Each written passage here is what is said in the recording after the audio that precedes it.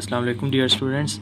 अच्छा, आज का जो हमारा टॉपिक है वो है ऑर गेट्स। ठीक है, पिछला जो प्रीवियसली जो हमारा लेक्चर था उसके अंदर मैंने आप लोगों को बताया था एंड गेट का फंक्शन। सो अब मैं बताऊंगा ऑर गेट का। सो बेसिकली ऑर गेट भी एंड गेट जैसा ही होता है। ठीक है, सो इसमें सबसे पहले उसका हम सैम्पल ड्रा कर लेते हैं। ठीक है, कि ऑर गेट का सैम्पल कौन सा होता है। ठीक है, ऑर गेट का जो बेसिकली सैम्पल होता है वो बिल्कुल एंड गेट जैसा ही होता है, बस थोड़ा सा यूँ तिरछे होते हैं उसके।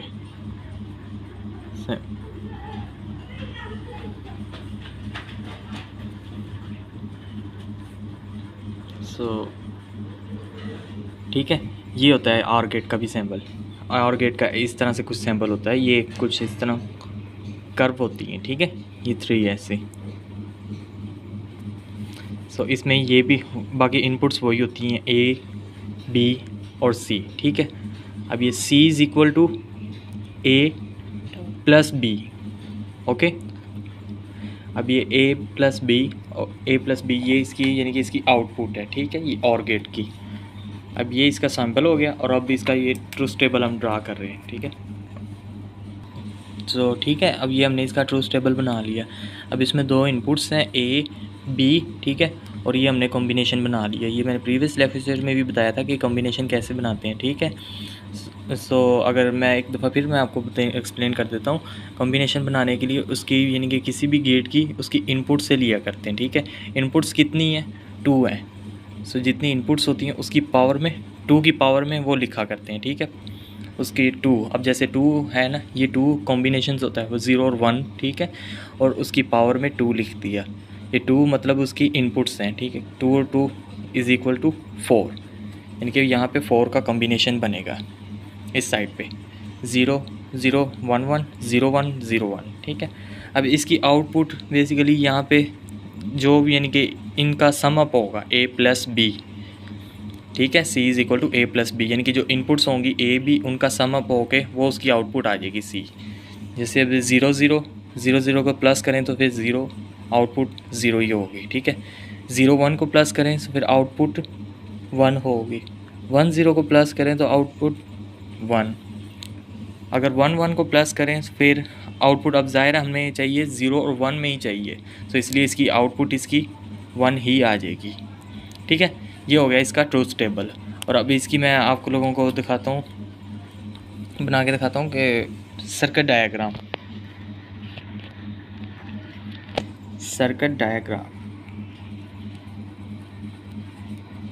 ठीक है, अब इसकी सर्किट डायग्राम कुछ इस तरह से बनेगी।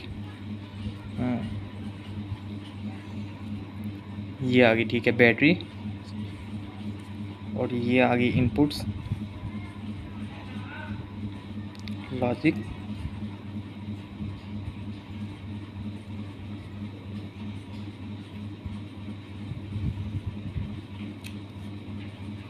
ये होगी। ठीक है, सॉरी यहाँ पे भी एक लगेगा। अब ये देखें, अब ये इसकी ए इनपुट होगी, ये बी होगी, और ये इसकी आउटपुट सी होगी। ठीक है, C is equal to A plus B. ठीक है, अब ये इसकी इनपुट आ गई। जैसे अभी यहाँ से अगर सप्लाई आ रही है, इस साइड पे ए आएगी, ए 0 है, बी भी 0 है, output C is equal to 0 0 0 का कॉम्बिनेशन होगा 0 0 0, आउटपुट 0 होगी। ठीक है, आउटपुट 0 होगी अगर दोनों ओपन होंगे। तो अगर उनमें से एक भी 1 हो गया, इन केस इनमें से एक भी अगर 1 हो गया, बी 1 हो गया, तो फिर आउटपुट 1 हो जाएगी। अगर बी हम 1 कर दें यहाँ पे, अगर हम इसे क्लोज़ कर दें और फिर बाद में ए को ओपन ही रखें, तो फिर यहाँ से सप्लाई होती हुई इस सर्किट से होती हुई लैंप को रोशन कर देगी, यानी कि लैंप 1 आ जाएगी, आउटपुट 1 आ जाएगी। ठीक है, अगर हम ए को ओपन कर दें, ए को अगर हम यहाँ पे ओपन कर देंगे और बी को अगर क्लोज़ कर देंगे, तो फिर सप्लाई ए से होती हुई लैंप में चली जाएगी और बी और सी 1 हो जाएगा। ठीक है, अगर हम दोनों ही ओपन कर देंगे और दोनों ही अगर हम इसे क्लोज़ कर देंगे, तो फिर यहाँ से सप्लाई दोनों में से होती हुई सी को ऑन कर देगी। ठीक है, ये था और गेट का। ठीक है, उम्मीद है आज की वीडियो आपको पसंद आई होगी। प्लीज़ इसे लाइक ज़रूर कीजिएगा।